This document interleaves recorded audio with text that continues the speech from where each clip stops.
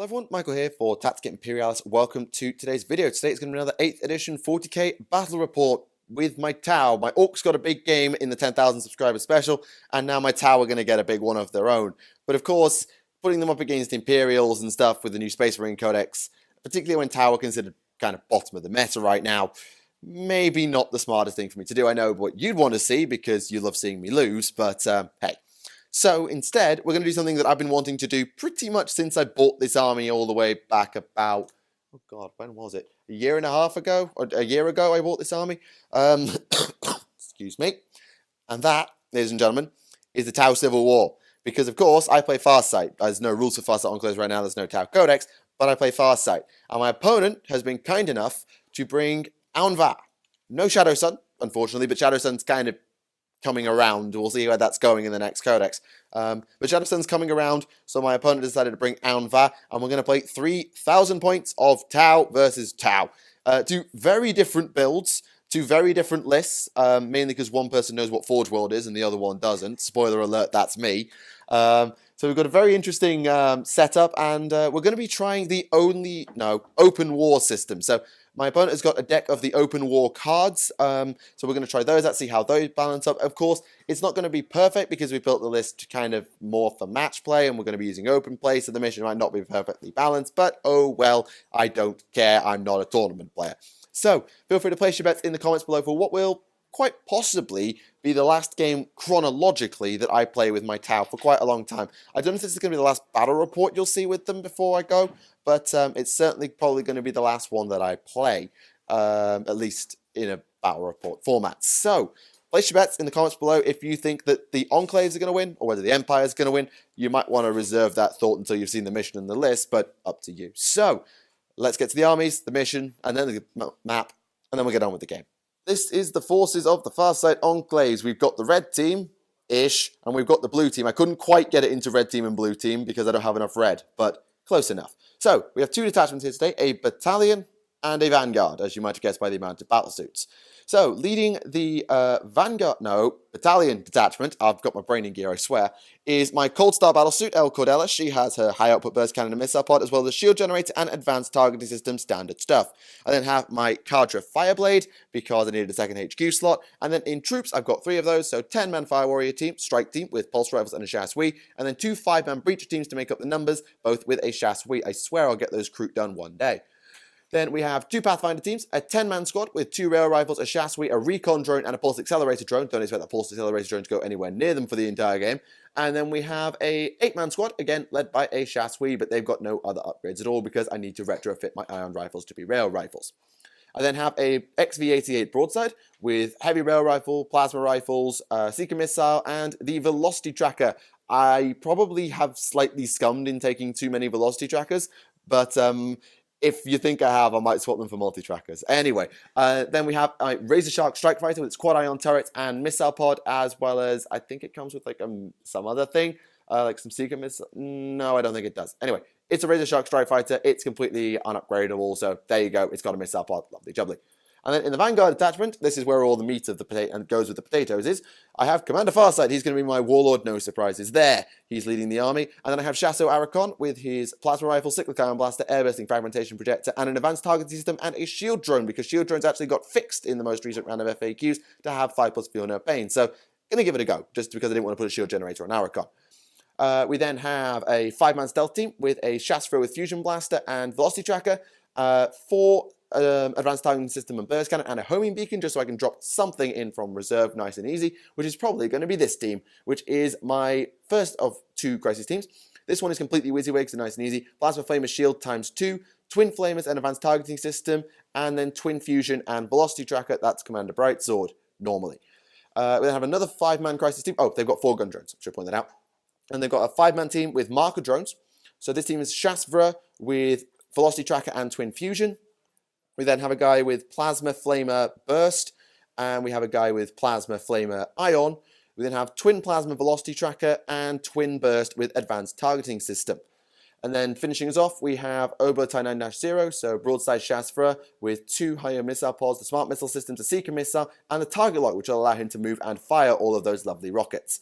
We then have Ghost Kill XV-95 with fusion collider, twin fusion blaster, stim injector, and Velocity Tracker with its 2 MB5 stealth drones, and an XV-104 Riptide Battlesuit, which is apparently the worst unit in the Codex, but I don't care, with Ion Accelerator, which is also the worst option for the worst unit in the Codex, but I still don't care, Twin Fusion, Stim Injector, and Target Lock to allow it to move and fire properly, and no missile drones because they're expensive as all heck. It's got its Nova Reactor, as usual, standard sort of Tau.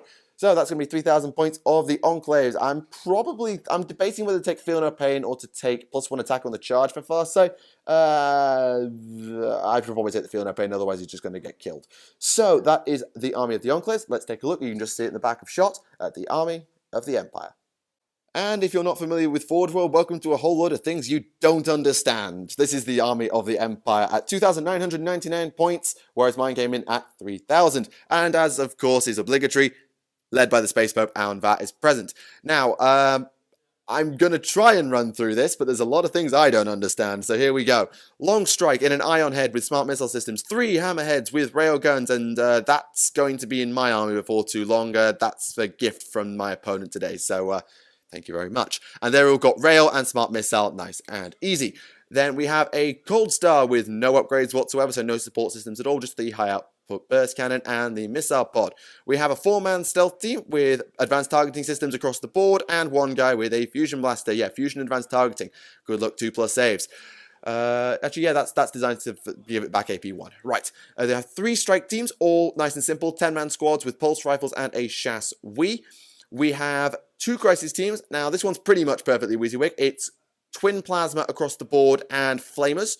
So that's pretty simple. That's going to hurt. And then this one is a bit slightly worse proxy. This one is basically everybody has 3 cyclic ion blasters. Oh my god, I don't know if that's a good thing or not. It might be good, but don't overcharge or you'll die, I think is basically the moral of the story with that one. And then we have some Forge World things. So, we have 2 Remoras, I think they're called Remoras anyway. They come with basically long burst cannons that function exactly like burst cannons. They're extremely fast. I don't know if they're quite flyer speed, but they're extremely fast. And they come with 2 Seeker missiles. I throw there's 1 there, and I'll just slide around. There's 1 there. We then have a Yvara, or Yvara, however you're supposed to pronounce it, the XV-109. This thing is ludicrously fast, apparently, and no, I don't know what those weapons are either. What have we got? Ion Discharge Cannon. Fierce Plasma Thrower, Flechette Pods. So basically, lots of flamey death. Lots of up-close death. Lovely. Yes. Okay. And Target Lock on there as well. And Target Lock because, of course, heavy weapons need to move. And then to finish us off, this is a flyer that's been around longer than the Razor Shark. It's the Barracuda. It's Mark II. the Barracuda Mark II. Is it? Yep. Oh, the X5-2. Yeah, it is. It's the Mark II Barracuda. Interesting. And that looks like it comes with Ion for Day. Nope, sorry, I'm wrong. That is a heavy burst cannon, so the same weapon as the Riptide can have, a normal burst cannon, and a missile pod as well. So that's 5 up invuln, toughness 7, 14 wounds, 3 up save. That's pretty tough. Okay, a 3 up save. 3 up save flyers are very annoying to take down unless they stop, and I don't think this one can stop. So this is going to be fun to take that one down. Thankfully, this is kind of the reason I brought the velocity trackers, because I wasn't sure what my opponent was going to bring. We agreed in advance nothing tournament level, but I got the feeling there was going to be something rather nasty coming my way. Primarily that bloody Yvara, because I didn't quite know what it was capable of.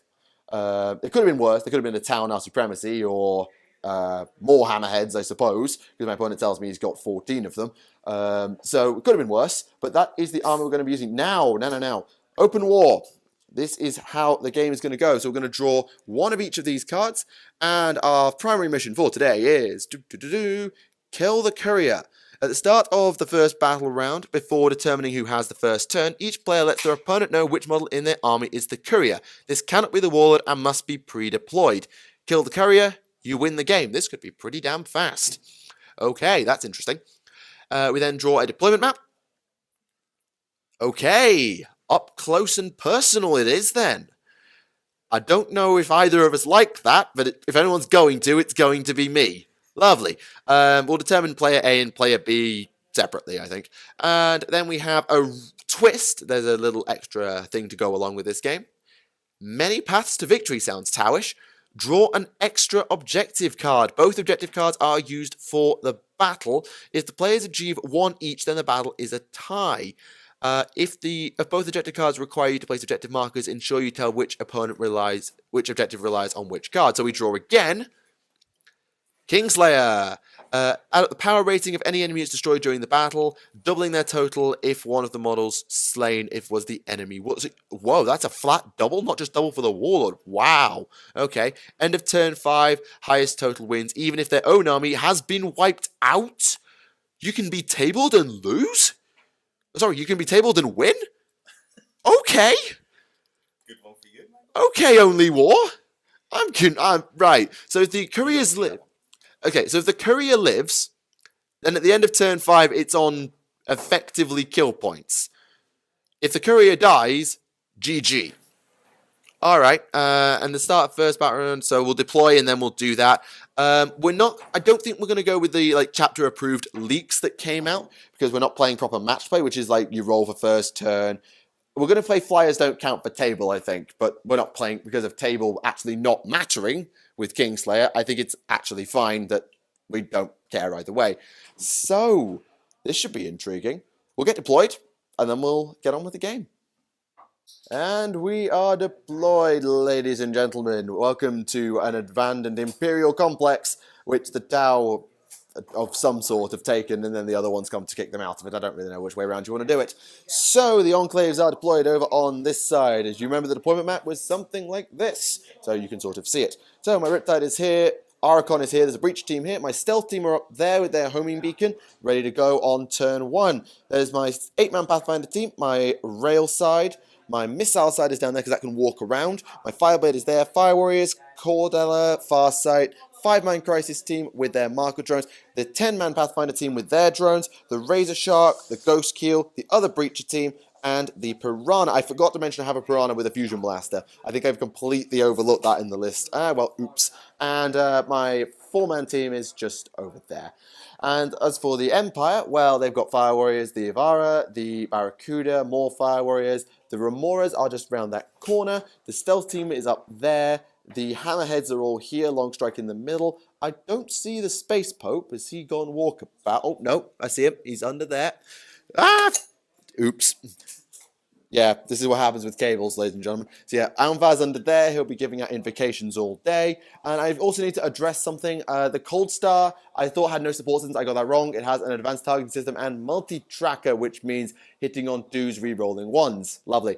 And all the crisis suits for my opponent's army are up in the sky. So, because he had less units and all of that, my opponent is going to be taking first turn. And I don't have a d6 to hand. Unless the impossible dream. Have I ever seized the initiative in a battle report? I don't think I have. Well, first time for everything. No. Okay, so command point. No, I have 7 command points from my battalion and vanguard. Have you got 6? You've got 6 from a straight-up battalion. So that's everything you need to know, ladies and gentlemen. Remember, we need to denote our couriers. So the way this mission worked, as you remember, is you take the power level of everything you killed and double it if you slay the Warlord, and that is the main win condition. However, there is a secondary win condition in play, which is if the courier for either of our armies is killed, the game ends immediately. I do not believe there are any restrictions other than that the courier had to start on the battlefield. So the and it cannot be your Warlord, which in my case is Farsight, and yours is Aun'va, which is fine because, quite frankly, if Farsight was the courier, that would be very, very dumb. So, my courier for today, because it provides the most amount of common sense, if nothing else, is my currently... Hang on, where's my... Oh, God. Oh, it's all the way over there. Right, never mind. I'll get back to that. Is, Cordella. Because, quite frankly, who else would you have carry a message but your most trusted battlesuit commander besides yourself? It could have been Archon, but she's more likely to get the message through because, well, she can flipping fly. So, Cordella's going to be my courier for today. If she dies, I lose. And as for you? I have the chasseur for that. For the tactical squad, the Fire Warrior squad on the bottom. There's a Fire Warrior team down there, and their chasseur is going to be the courier. So he's going to hide in a corner for the entire game. Lovely. Yep, I'm going thematic. My opponent's using common sense, and both work. So, it is going to be the Empire to take the first turn in this massive Tau civil war. Will the rebellious, quote-unquote, Farsight deal with the tyrannical Aun'va, Or is it all about to go the way the Supreme Ethereal wanted before he got killed by Kilexus? Yay. So, we will join you at the end of Tau Empire, turn 1. End of Tau Empire, turn 1. As my opponent has said to me repeatedly, we found someone who rolls dice worse than I do. So, the Barracuda fired at the stealth team, but they had a 2+ save in cover, so they were fine. It fired its missile pod at the Riptide, but I made my armor saves. The Remoras fired at Oblotai and completely whiffed. The strike team fired at the Pathfinders and killed 1. Didn't need to take a morale check, it was down to leadership 6, it was all good. The Hammerheads, with their powers combined, killed 5 breaches. The smart missile systems massively overkilled, actually didn't even overkill, exactly killed the breaches with 24 shots. The blue one, that's going to be mine, killed nothing. It tried to shoot the ghost kill and whiffed completely because that stealth field is hilarious. And the 2 railguns managed to get a wound through onto the broadside, but he rolled a 1 for damage, unlucky. And long strike completely failed to wound, even though, yeah, never mind. That aura of +1 to hit is coming in useful, but the wound rolls, as always with Tau, it's the wound rolls. Now to finish off, the Ivara actually showed everybody else how it's done. It just could draw a line of sight up to the stealth team. We 4+'d it because we weren't sure, and it killed 3 with its super flamer.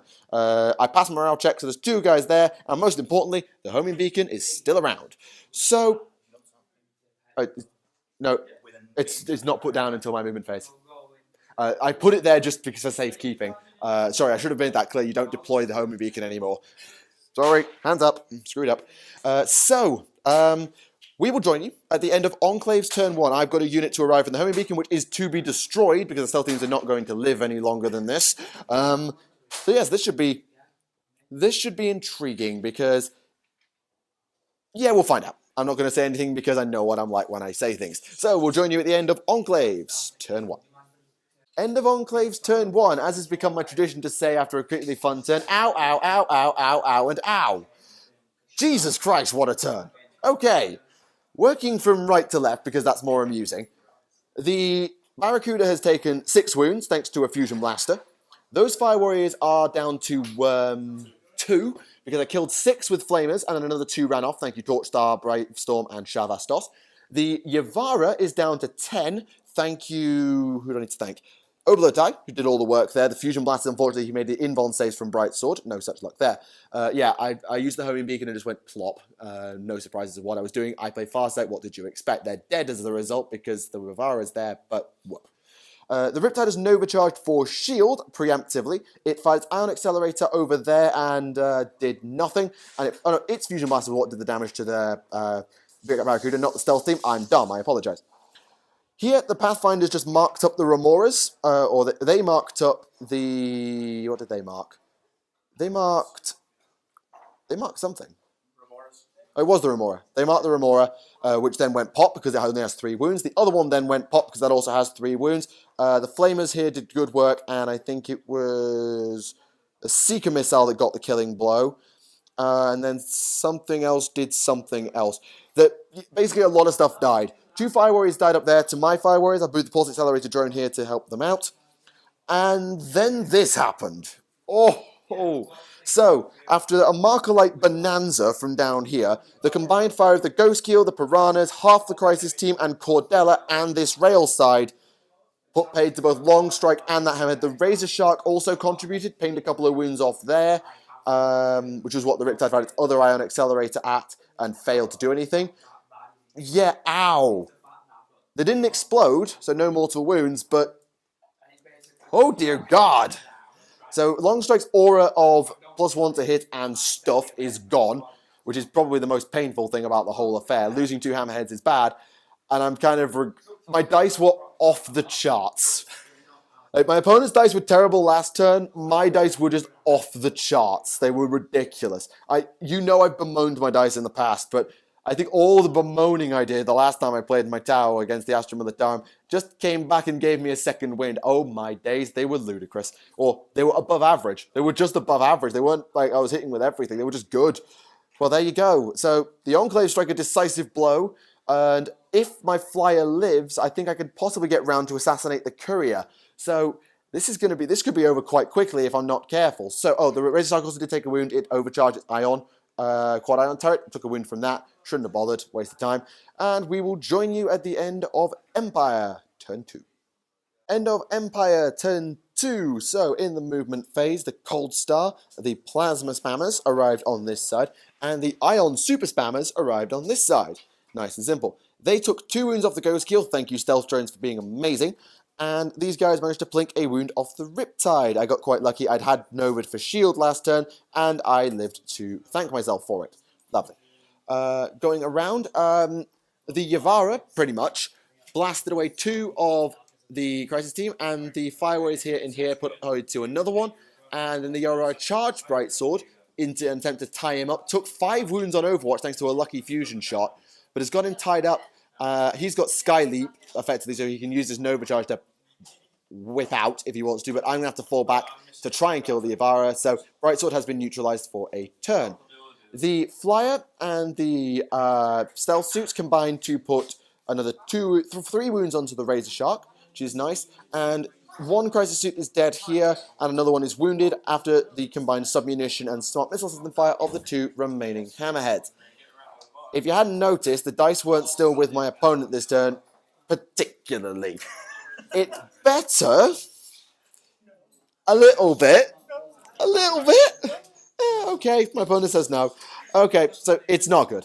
Anywho, it is now Enclave's turn 2, and while I could start just ignoring all of this stuff and sweeping in and doing this, oh, damn, hang on. Farsight can't assassinate Aun'va because of his bloody paradox of duality. God damn it. Never mind. I was hoping for Farsight to go and assassinate Aun'va, but that's not going to be a thing. So, we're going to have some fun, I hope. And, actually, I need to get some lunch. So, we'll join you at the end of Enclaves, turn 2. End of Enclave's turn 2. Normal service has been resumed. Yay. So, the Broadside and Riptide combined with a Nova Charge, no less, and killed 1.5 Crisis Suits. Yay. Oh well. Over here, we did better, thanks to a slew of Markolites from these Pathfinders. The Ghost Keel was able to knock out 3 of them, and the Rail Rifles helped as well. Up here, this was a little bit fudgy. I rolled badly on my damage rolls, so this Hammerhead is down to 11, and that one is down to 10. Could have been better, could have been worse. Over here, the Fireways are down to 1 guy because they got charged by drones. I know, seems funky, but it worked.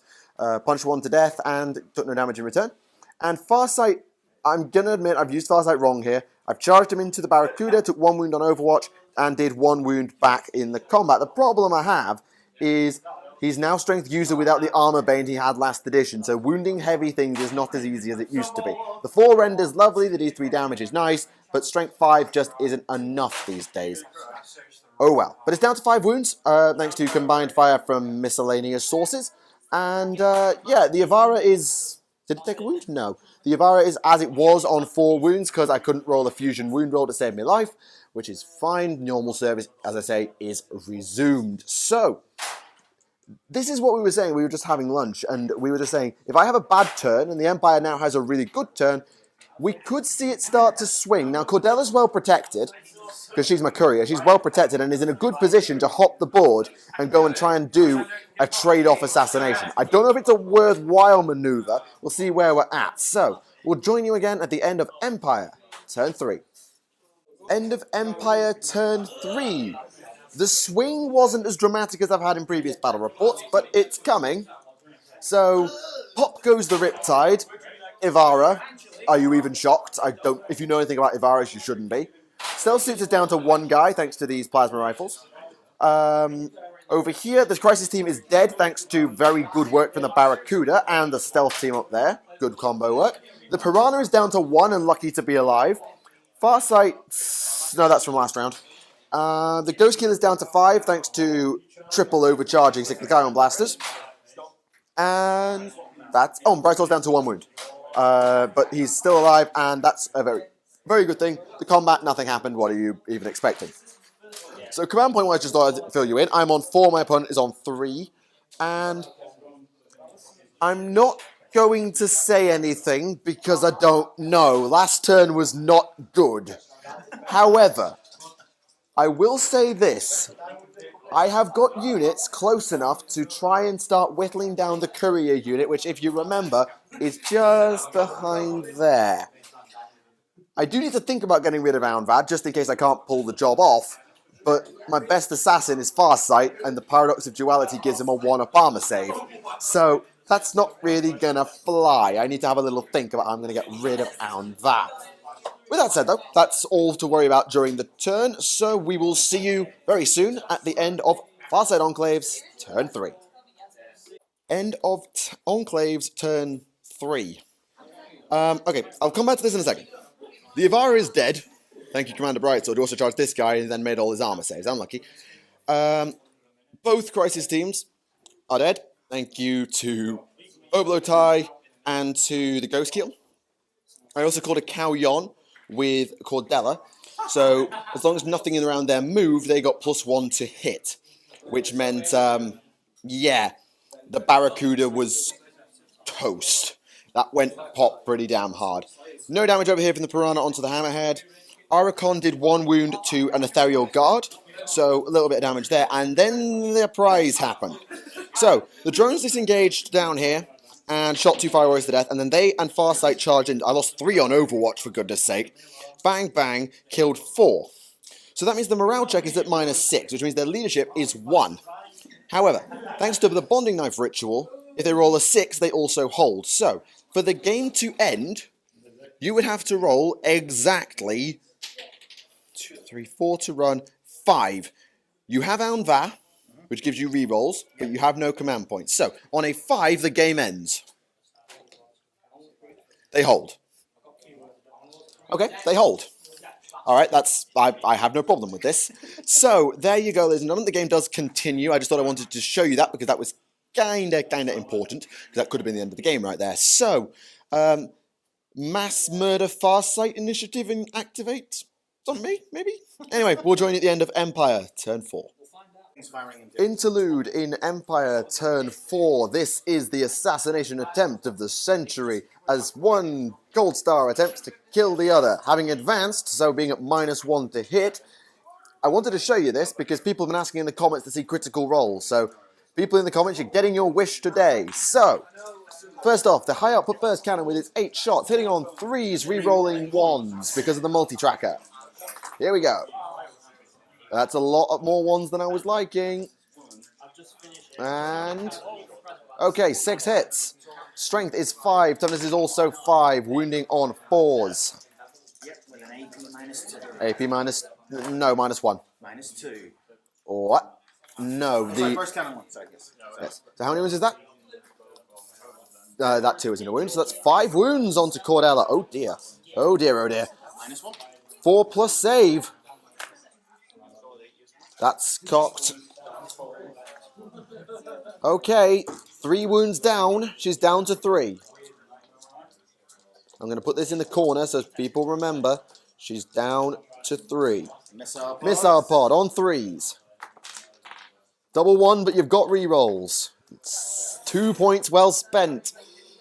Still only the 1 hit. Wounding on a 3. Rend of 2, so 4 plus invulnerable save from the shield generator. I'm going to spend a command point to reroll that. Oh god, this isn't happening. This isn't happening. Okay. Okay. Okay. Can you just for the sake of it, what would the damage roll have been? Let me just see it. Oh god. Oh god. I was this close to losing the game, ladies and gentlemen. Oh, I'd breathe, Michael, I'd breathe. Okay. Okay.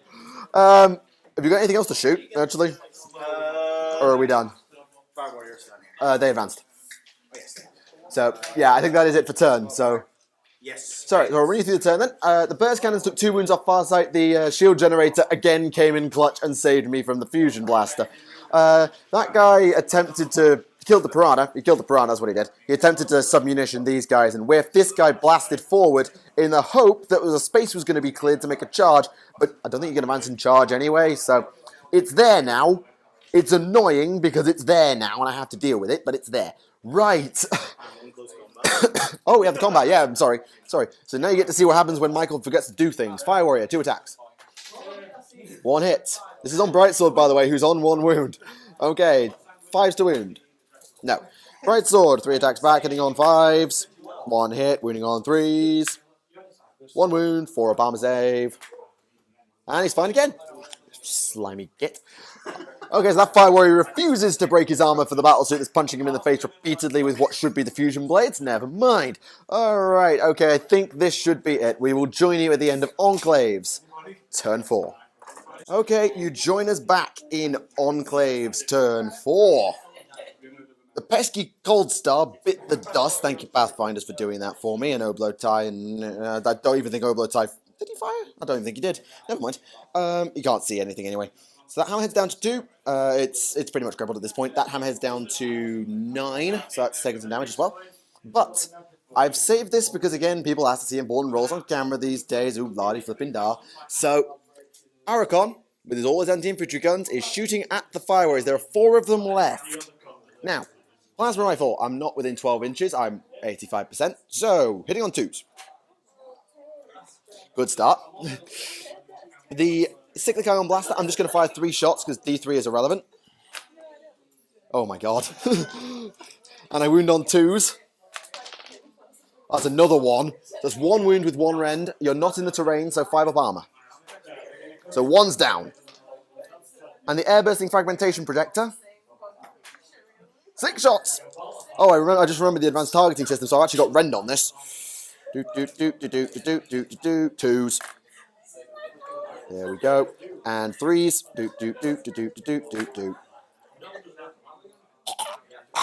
Oh, that's atrocious. I'm re-rolling one of those. Because at this point, right, there goes my last command point. Alright, 2 saves, rend 1. Makes 1, so another 1 dies. Now the gun drone with its 4 shots, hitting on 5s. Nope. Bright Sword with his 2 fusion blasters, hitting on 4s. Oh, for God's sake. Farsight with his plasma rifle, hitting on 2s. God, stop with the 1s. God damn it. Right, 2s. Oh my god, I should stop doing things that require me to roll a 2+. How many 1s was that? Oh dear god. Right, so you get to live. You get to live. I can't launch an assault because I had to fall back with Farsight. We did something a little bit later. The stealth suits charged Farsight. I killed 3 of them. And he punched 2 wounds off of... I'm down to 3 wounds. I need to move my wound counter, actually. So, that is the end of Enclave's turn 4. Now, when does kill points come into play? End of 5. End of 5. Okay. Okay. I have 1 more turn to kill that. No. I was going to say morale check. But you're bonding knives, so it doesn't matter. Damn it. All right. We'll join you again at the end of Empire turn 5. Oh my god. It's happening again. It's not the Cold Star this time. It's that stealth suit that Farsight didn't quite finish off. He's got a fusion blaster. Thankfully, it doesn't have a multi-tracker. It doesn't have a velocity tracker. But we're both out of command points. 4+ to hit. 3+ to wound.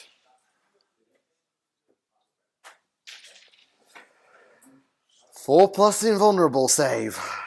Oh god almighty. I don't even want to look. 3 up to kill.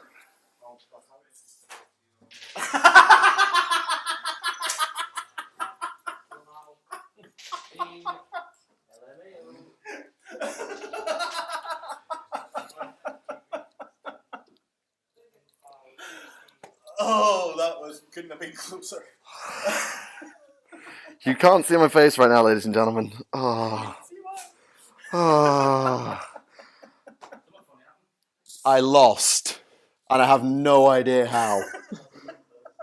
Well, it wouldn't be a Tactica Imperialis battle report if I didn't... seriously. I know. Thing is, like, you've seen 8th edition battle reports where the game's gone one way for a couple of turns and then just swung and I've nearly clutched it. That's happened before on the channel. But the clutch never actually worked. Honestly, though, I only have myself to blame. All I had to do was land there. That was all I had to do. You're fired. Ah, all right. Okay. So, out of nowhere, that is a victory for the Tau Empire over the Farsight Enclaves. With the clutchiest clutch that ever clutched. Fair play. To be honest, like I say, I'm the architect of my own downfall. I should have thought about the stealth suit. I forgot he was there. I thought I had the game wrapped up, but Archon let me down, and you just had enough numbers to live, so it's my own fault. I accept that. So there you go, ladies and gentlemen. I really hope you enjoyed today's battle report. I know this was not the result that probably most of you were expecting on about turn 2, but it's what it is. Open play. I like open play, but god damn is that frustrating. Damn it is that frustrating. I know you were about to concede, because you didn't see it on turn 1 and 2. My opponent's dice were just absolutely diabolical. He went downstairs, bought new dice to replace his current dice as he was that annoyed with them. Right, okay. So, in review, a really good game. A really close game-ish. Not close, actually it wasn't close at all. In any other type of mission where it wasn't just a one-shot kill, I've walked all over you. But then again, we agreed the game in advance and we did say, please do not scum it, because there was potential to see Taunar Supremacy Armor and Alvanas and more Hammerheads and more Ivaras and more Flyers and 11,000. Yeah, and no Fire Warriors and no Aun'va, and there was just like no fluff to it at all. So my opponent did build a list that was a little bit kind, and I kind of didn't because I took velocity trackers everywhere. But then my list isn't particularly good with most of what's in it, like Farsight, Riptide, Breachers, Razor Shark. It's not particularly the most powerful list the Tau can put together. But having said all of that, I take nothing away. I did well. My army performed admirably, even if its dice were a little bit jammy in places. I have to give a special mention probably to Brightsword and his Crisis team for the sheer amount of damage they put out throughout the game, although the Ivara obviously overshadowed everything. Because that killed the Riptide pretty much in one go. It killed half the Stealth team, killed half the Crisis team. It was a massive pain in the butt to deal with. Rail rifles, as always. Huge shout out to all my rail, because god damn it's fun, and I'm so looking forward to giving a rail hammerhead a go, because well, railguns are fun. Ghost Skill, fair play to you. Just Archon, you're bloody fired. So Aun'va may be dead, canonically. He's alive in the game, but he's canonically dead. But he has his vengeance, and I lose. So I hope you enjoyed the game. Let us know what you think in the comments below, what you thought of the game, what you think of Open War, if you've tried it for yourself, and all of those lovely things. So, thank you all for watching. My name is Michael for Tactica Imperialis, and until the next time, we'll see you all again. Bye for now.